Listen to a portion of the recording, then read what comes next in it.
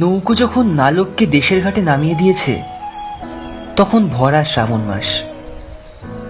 ঝুপঝুপ বৃষ্টি পড়ছে। নদীর ধারে ধারে বাঁশঝাড়ের গোড়া পর্যন্ত জল উঠেছে। থই থই করছে জল।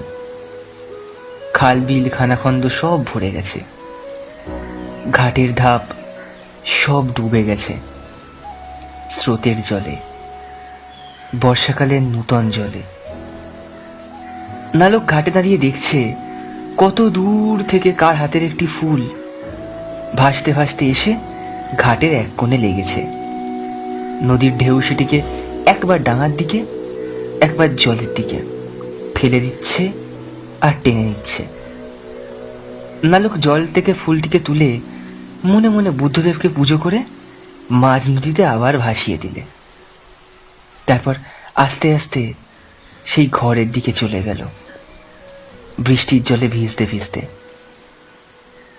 এই ফুলটির মতো নালক, সে মনে পড়ে না কতদিন আগে ঋষির সঙ্গে সঙ্গে ঘর ছেড়ে মাকে ফেলে একেবারে সংসারের বাইরে ভেসে গিয়েছিল।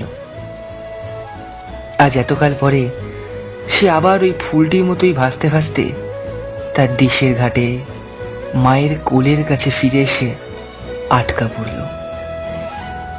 আবার সেদিন কবে আসবে, যেদিন বুদ্ধদেব এই দেশে এসে ঘাটের ধারে আটকা পড়া ফুলটির মতো তাকে তুলে নিয়ে আনন্দের মাঝগঙ্গায় ভাসিয়ে দিয়ে যাবেন।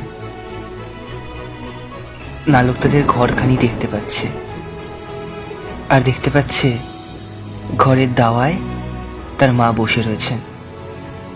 তার উঠোনের মাঝে একটি ভিখারি দাঁড়িয়ে গাইছে, এরে ভিখারি সাজায়ে তুমি কি রঙ্গ করিলে।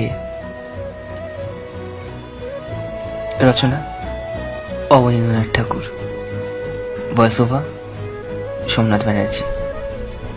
Thank you.